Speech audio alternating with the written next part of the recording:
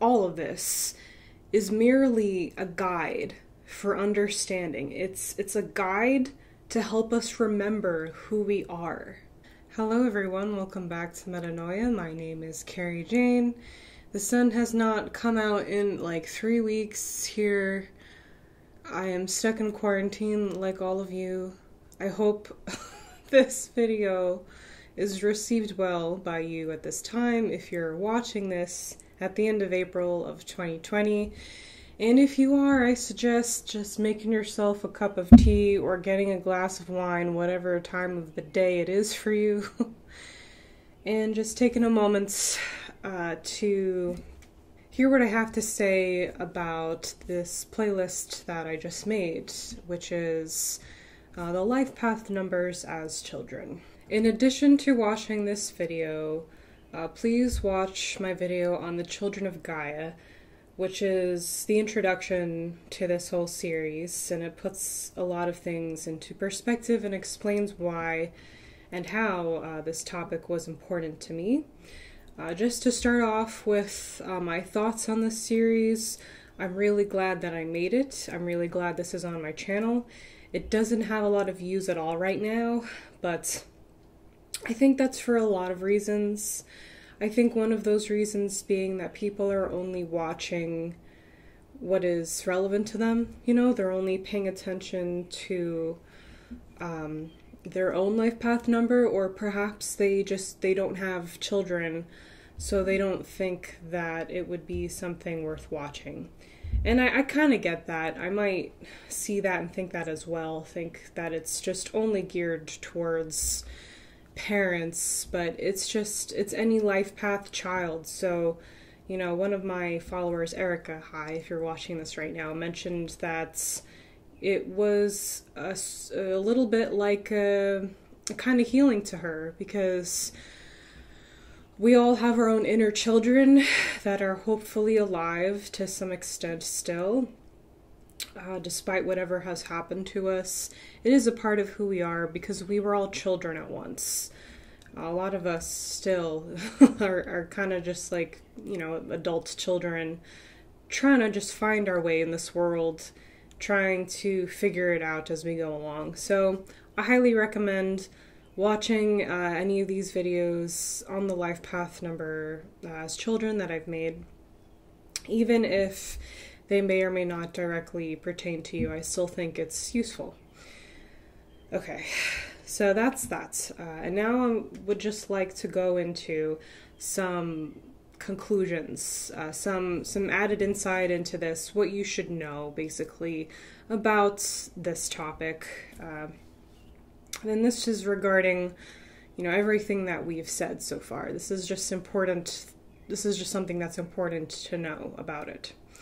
And the first thing is that it takes most children, it takes most people a long time to grow up into their life path number. Most of us are kind of just, when we're born, we're brand new, right? Okay, so it's almost as if we're many kinds of people. We're many different people trying to be one person, because our brains don't even really know who we are yet. We have natural impulses, and those may or may not be aligned with that life path number. For example, I'm just going to use myself an example because I know myself the best, obviously, as you all do yourselves. For example, I was a very patient child and very, I don't know how to put it, like self-sacrificing.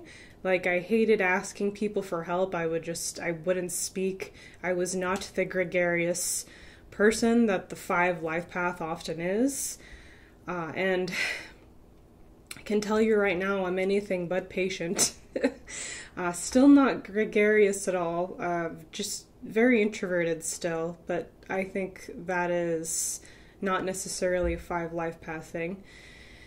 And you know, it's the impulse to be quiet, the impulse to basically be very patient and I don't know, just introverted and careful in the way that I was, and kind of like walking on eggshells all the time. That was an impulse that not necessarily came from my life path number. So it's important to take that into consideration. This is just stuff that we're sometimes born with based on our genetics, you know, like we're a very unique combination of genetic information that came from mom and dad, and a lot of that could possibly be illustrated in the first few years of life when we're just really instinctual beings, you know? So until we develop a higher sense of being and a higher sense of learning, it's going to take us some amount of time to start figuring out, for example, that, oh, I'm supposed to live my life in a free manner. I am the adventurer. Experience is what I came here for. You know, it takes a while for a person to figure that out. And this brings me to the next part of what I want to say, which is our environment and our circumstance has an impact on how we express ourselves, even through the life path number. We have free will. The stars and all the everything that we like to investigate because we want to learn about ourselves, okay, these are not like set in stone things. This is like stuff that you are inclined for, but obviously, as a human being, survival instincts are going to overcome everything. You know, and that's not just I need food and water and shelter. That could be I need love, all right? I need approval. I need to be accepted. That's in our monkey minds, okay? So given that unique combination of circumstances, whatever you have, I can't say that you're going to be true to your life path number. I do know that often what happens is I can kind of see, based on the environmental circumstance, oh, that makes sense that a X life path would react that way. You know, for example, again, going back to the 5 life path number, what if the 5 life path at a very young age experienced a very specific trauma that closed them off from new experiences? Now they're not going to be the adventurers, okay? Now they're going to want to be the homebodies, maybe go more towards the 4 life path or even the 6 life path, whichever way they want to go. Maybe, you know, it just something blocks them, as a lot of things do, and it kind of hides us from our purpose, and then this is when we start expressing ourselves a lot of time through what I call our shadows, which is why I talk about it so much in my life path number videos. This is what happens to all of us in one way or another. The 5 life path is here to show you what you came here to do despite those circumstances, and it's not a law that has you by the strings. It's something, it's like a clue. It's like if you were to kind of look at a book of your past lives and say, oh, this map makes sense and I can see now what I need to focus on here. Okay, this is what will make me happy because this is kind of very much intertwined with my purpose. So I hope that made sense. I feel like what I just said is just so important to say, not just in the realm of numerology, but in all these spiritual topics, because what I've seen in these communities is everyone treating like tarot, astrology, numerology, everything. They treat it like an instruction manual. They look at it like they would look at a textbook or if a doctor prescribed them drugs. And this is not how this stuff works. That it is not so black and white. It just doesn't make any sense. All of this is merely a guide for understanding. It's a guide to help us remember who we are. It is not meant to be something that you live by, which is like worship, which is like religion. And that's not what you're trying to get at if you are looking at something like spiritual topics, like I just listed, okay? What you're now doing is putting a monopoly on truth, you're putting dogma on one thing, you're doing what religion does. And spirituality, these subjects have deep, deep roots, and people explore them to get away from that doctrine that we're going to, be fundamentalists and treat this book, whatever the book is, as the way that everyone needs to be, and just take it so literally when it's not meant to be read literally. The layers of this, it goes on and on and on. So all this stuff, the life path number, everything, it's not an instructional manual of who you are and who you need to be. It is merely a guide. It is merely to point you in the right direction, to get you thinking, get you feeling, get you in your experience, and examine it in a new way that you couldn't normally do on your own without the knowledge of numerology, without the knowledge of astrology. These things aren't imposing laws on us. We are our free will beings having an experience, a collective experience that is very complex, much more complex than the duality thinking, than perceiving this as an instructional manual. And the last thing I want to add before I end this video is that the siblings that you have and their life path numbers actually impact how you express your own life path number. For example, twins. They have the same exact birthday, but have you ever noticed how they're completely different? Either subconsciously or consciously, they just go to the opposite ends of the spectrum of their number. So you have kind of like extremes. You might have, just one part of a 4 life path, for example, being exclusively studious, exclusively just having a thirst for knowledge and very focused.